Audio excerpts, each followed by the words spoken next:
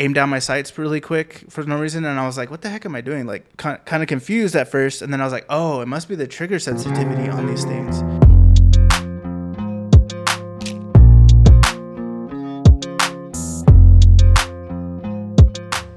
Welcome. I am hoping you are having a good 2025, a good start to the year. Today we are going to be talking about the Scuf Envision Pro controller. Now, as for me, a gamer, I play games, I play COD, I play Halo, mainly first-person shooter games, but I also play some Ghost of Tsushima, some, single-player games here and there, and I use a controller all the time. I don't play on mouse and key. Mainly was using a PS4 controller, but today I'm going to be talking to you about my first impressions on the Scuf Envision Pro. Now, first off, you would think this controller would be pretty heavy just by looking at it, and granted, it does look heavy and it does feel a little bit. It's not extremely heavy, which I thought it was going to be, and just unboxing it, the box was pretty big, and holding it, and I thought it was going to be heavier than what it was, but surprisingly, it's pretty light.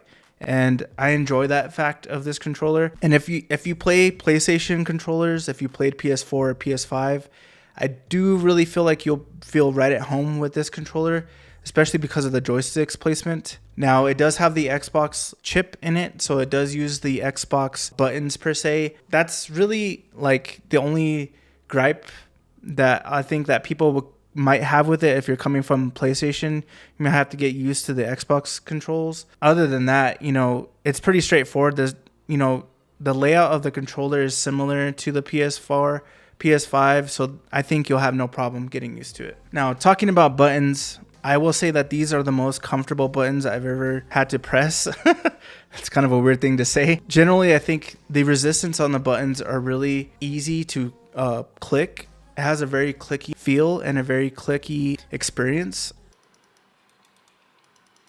I will say that coming from the Razer Wolverine Pro, those buttons were extremely hard to press, and I play claw, so I do use the back buttons on this controller. Coming from that Razer Wolverine, that controller was just extremely hard to press the back buttons as well. On this controller, the back buttons are pretty fairly easy to press. And I will say that also, since the comfortability of the ease pressing the buttons on the front, I still play claw. And so, it's just one of those things that I do. It's my personal, the way I play. The main part of this controller, I really do feel like, is the customizability of it, right? That's the whole point of these controllers, and that's the whole point of having these type of controllers for your PC. But I will say that the ease of use with this controller was extremely, it was just like plug and play. Whatever it needed to download the driver, it just saw it right away, and then I was able to play. Now, I did experience a little bit of trigger sensitivity when I was playing Call of Duty. That was due to the fact that it was just the curve was really set really high sensitivity. So when I was rolling around and I was playing Warzone, I would shoot on accident, aim down my sights really quick for no reason, and I was like, what the heck am I doing?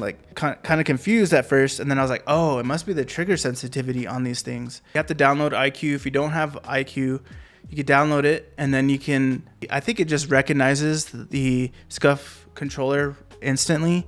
So once you have your Scuf controller set up and ready to go, there's a lot of different settings that you can get into, and I haven't really, because I just kind of used the controller out of the box, other than changing my trigger sensitivity. I changed the curve down a lot so that it didn't do any of those misfires or pressing the ghost triggers, I guess you could say. That was the only gripe that I had for it in the beginning.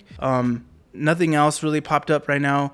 I didn't have any stick drift. A lot of people say that these controllers have stick drift, and I didn't experience any of that. Now, I wish that it did come with a domed extended joystick. Not the domed, but it's concave. I wish they had the extended concave joystick with it instead of the domed extended joystick. Now, the other cool thing about this controller is actually the mappable buttons. You have 5 mappable buttons that you can do anything with. I just left them on default because I generally do feel like I'm using it the way it was intended or the way that they set it up.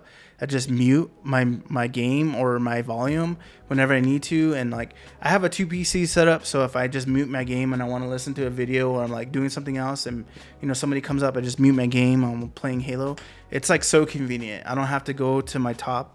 I just use my controller. I don't have to go to my controls up here or anything like that. I'm just instantly pressing the button. Now, I will say the negative of this controller is that there's so much customizability in it. If that's your thing and if you think that you're going to be able to go through all of this, it's very daunting. Like there's so many things that you can customize.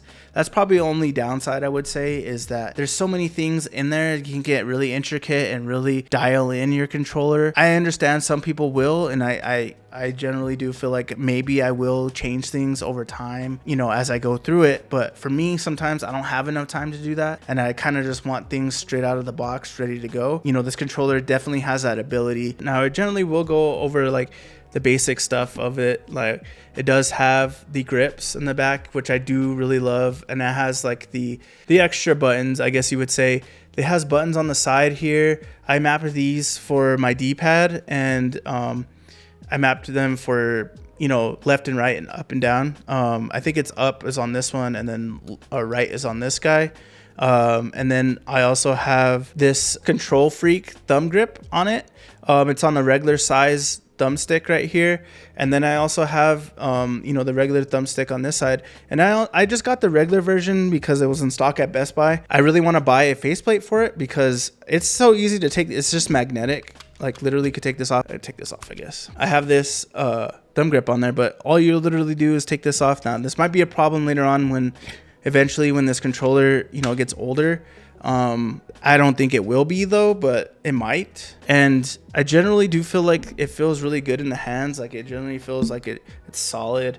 It's wide enough, and it doesn't feel like it's too small or too big. Like the Razor Wolverine, I feel like it's a little too chunky, and it requires to be plugged in. Now this is also can be wireless and it can be wired. I've done it sometimes wired. I run it wired when I'm playing COD, and then I run it wireless when I'm playing like Halo or I'm running playing single player games, because I don't really care about the latency, and I generally feel like there is no latency. I haven't experienced any of that yet. So the other thing that I wanted to talk about was the triggers here. Like I said, the sensitivity of the triggers, right? But you can also switch them in the back to just be like the clickable or the instant click. The only thing I'm noticing is that it does get a lot of fingerprints on the actual faceplate, and I've only been using it about, like I said, like a month. I bought it for myself in Christmas, and as a Christmas gift to myself. Let me know in the comment section down below what you guys think. What controller you guys run? Do you guys run Scuf? Do you guys run Nagashock? What kind of customizable controllers do you guys run? Or what your first impression of this controller was? If you're excited to get one, and hit that subscribe button down below, and I will check you guys in the next video. Peace.